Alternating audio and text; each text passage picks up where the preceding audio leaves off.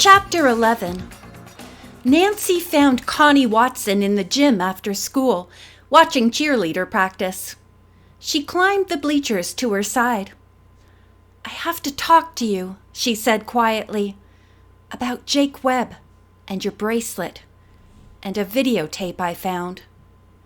Connie's round face flushed and then drained of color until it resembled a full moon. I don't, she stammered. "Look," Nancy went on, ignoring the girl's panicked eyes. "The police found your bracelet in Jake's locker, and I know it's yours because I saw the videotape. The one Jake made of you stealing it. I haven't shown it to the police yet, but I will unless you tell me everything you know about how Jake was murdered." Tears ran down Connie's cheeks, making them glisten under the bright gym lights. "It all started at the beginning of the school year. See, that bracelet wasn't the only thing I stole," she admitted. "I took a sweater the first time, and it was so easy I decided to try for a jacket."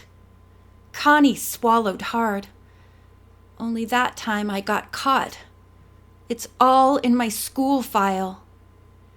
"And since Jake worked in the office, he found out about it," Nancy commented. Connie nodded and took a shaky breath. "I didn't know he knew, of course. But then, after I took the bracelet, well, I know it was wrong, but I wanted it so much, and there was no way I could afford it. I promised myself it was the last time, but then..." She wiped her face and sniffed loudly. "Then Jake came strutting along. Said he had a movie he wanted me to see. I nearly died when I saw it. I told him I was going to return the bracelet, but that slug made me wear it. When I tried to get rid of it, he stopped me and kept it himself. He said he knew all about my shoplifting record, and that if he told anyone about the bracelet, I'd probably go to jail. And he was right. So after that, I had to do everything he asked." Connie shuddered. "Everything. I hoped that when he died, my secret would die with him." Nancy felt terrible, but she had to keep pushing or she'd never get to the bottom of the mystery. "But Jake didn't just die," she said. "Someone killed him." I know, Connie moaned.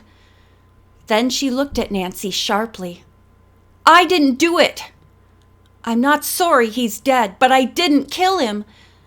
And I can't believe you think I might have." With a sob, Connie ran down the bleacher steps and out of the gym. Nancy felt helpless. She wished she could have told Connie everything would be okay. But Connie had as much reason to knock off Jake as anyone else he'd blackmailed. Until Nancy found out who did it, she couldn't afford to feel sorry for anybody, not even sweet Connie Watson. Still thinking about the answers she didn't have, Nancy left the gym and walked outside to her car. Daryl Gray was leaning against the driver's door, and Nancy's stomach did a little flip at the sight of him. "I can tell by the look on your face that your interviews didn't go too well," he said when she reached his side. "You're right," Nancy admitted. "I'm not much further along than I was last night. But I'll figure it out eventually." She looked at him with a mock frown. "What are you doing here anyway? I didn't think you'd ever come within 50 feet of a car of mine." "When you want to be with somebody enough, you have to take chances." Daryl put a hand on Nancy's shoulder and brought his lips close to her ear.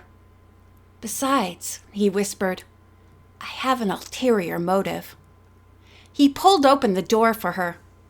"What I really want, aside from spending some time with you, is to see that tape."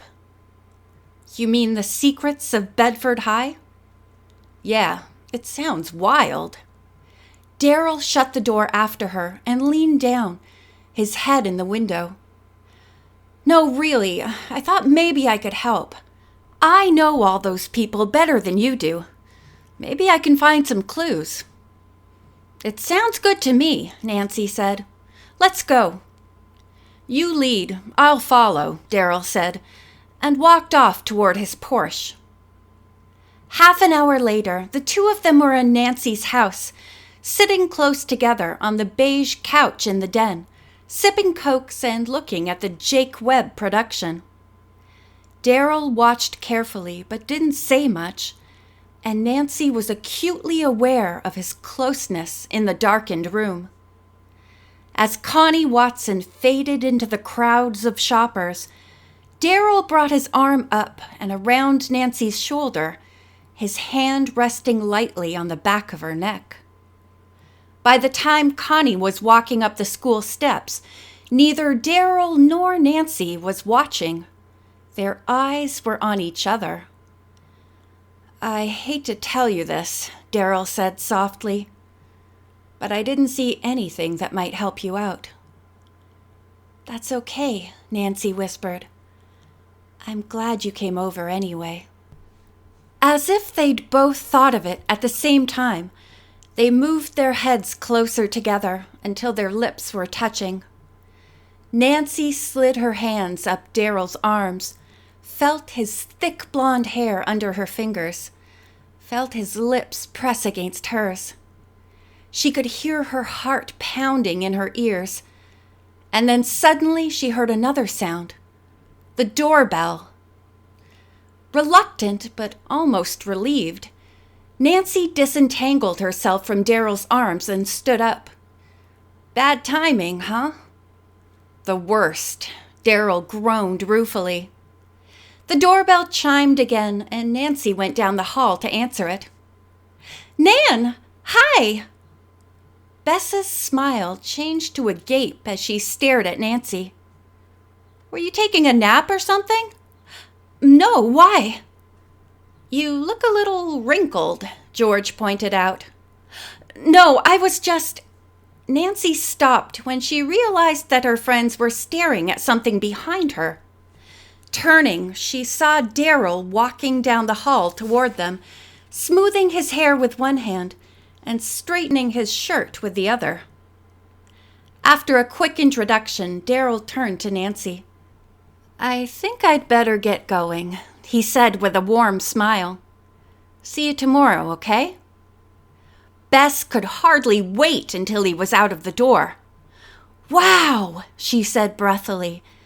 "No wonder you look so glassy-eyed, Nancy. He's gorgeous." "For once I can't argue," George said. "If I hadn't just met somebody else," Bess went on, "and by the way, his name's Alan Wales, Nancy. Wait till you see him.